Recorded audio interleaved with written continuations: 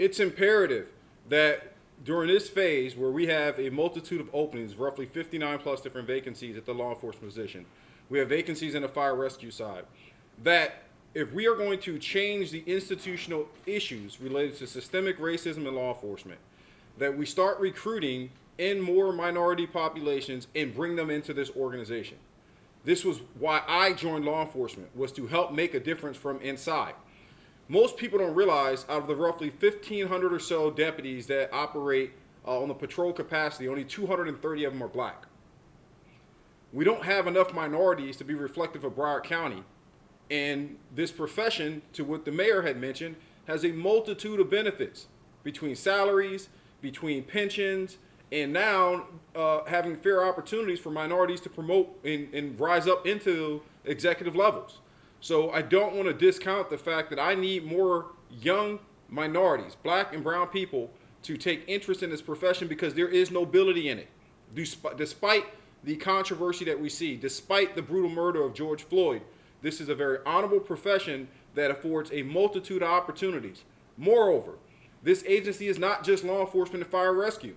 I have roughly 5,700 employees, so there are opportunities to be forensic scientists, there's opportunities to be child protective investigators, there's opportunities to be an attorney here, there's a multitude of other opportunities here to be part of the Broward Sheriff's Office if you elect not to wear a badge or some type of shield in fire rescue services. From a conversation standpoint about fire rescue, the issue that we have with recruiting in the minority population, getting black and brown people involved, is really a one of finance. In order for a young black male to become a firefighter, there is a cost associated to that for certifications and standards. Anywhere between $10,000 and $15,000 it will cost to get EMT certification, Fire Rescue 1, Fire Rescue 2, etc. These things are hard to acquire for our community where typically our households don't have that disposable income.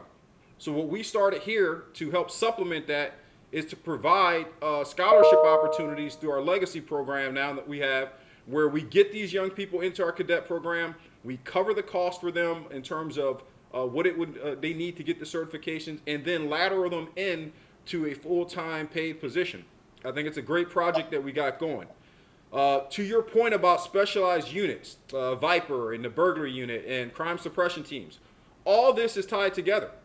If we don't have a large population of minorities to pull from to select into specialized units because there are not enough at the deputy pool, statistically we're always going to have this same issue of not having enough black and brown people that are in Viper, in BAT, in SID.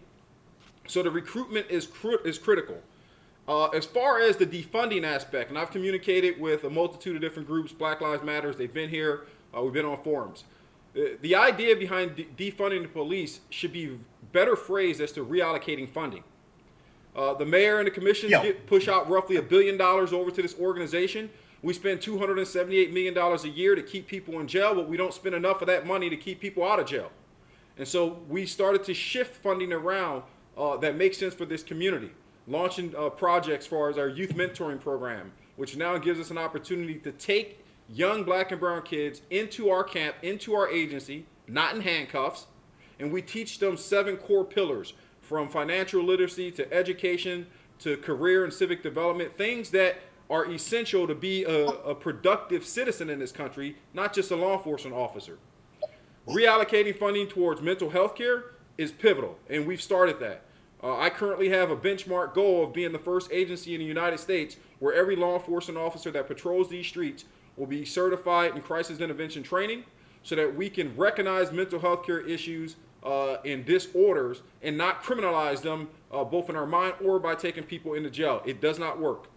As far as the discussions with the Black Lives Matter movement, I said this just yesterday speaking to another group, Rodney. The Black Lives Matter movement is no more than an extension of the civil rights movement.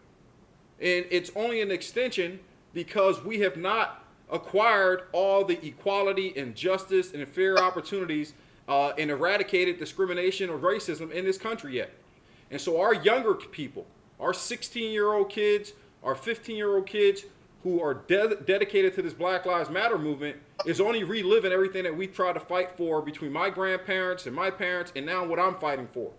So I hate the notion that I've heard in the public setting when there's groups that try to deflect the importance of the message and say that all lives matter. Most certainly. I hate the idea when men that wear this uniform in unions go out and push the idea that blue lives matter. Of course we don't want our first responders being killed. But the idea behind the Black Lives Matter movement is to push out into this community that our lives matter too. And that we shouldn't be given crumbs and that we shouldn't be treated any differently for sake of the color of our skin. So I encourage these movements. I support them wholeheartedly. I think one of the things we did that is going to lead to success is to be more inclusive.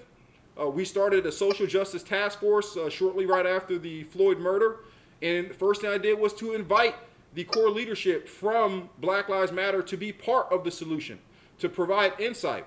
We often talk about we need to listen to our young people. We need to hear them.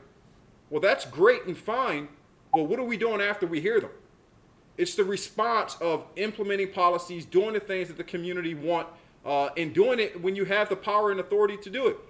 Something the mayor and I had worked on the moment I came in here, and he sat right over there, and we had almost a little slugfight fest going on about whether or not I was going to step up, and I love him for it because he challenged me early, about the importance of racial equity and implicit bias training for law enforcement.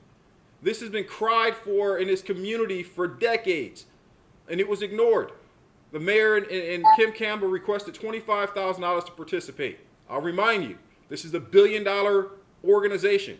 $25,000 we wouldn't invest to safeguard and reduce tensions that could burn down an entire country? It didn't make any sense. I put $1 million into this program. That's the type of reallocating that will work and be successful. $1 million in that program, every law enforcement officer takes on that training, and that's the beginning. But there's other good ideas that's been coming in from Black Lives Matter, so we have to be receptive. And I'll close with this part of this segment because it was a multi-tiered question. It is critical that this agency is reflective of this county at the administrative level. This is the first time in 105 years, that's the history of this agency, young folks, if you don't know it, in 105 years that a black man has led this agency, that there has been a black female as an undersheriff, and that every single executive member from the rank of sheriff all the way down to major is comprised of roughly 500 years of institutional knowledge and experience. We understand the issues in the community because we survived them. We got out. We're wearing a badge, we're wearing the stars. But it's incumbent that we reach back and not forget what my 15-year-old kids are dealing with, my 16-year-old kid. So these things we're tackling, I'm excited about it, but we planted seeds in the last 19 months, and we can't have them derooted.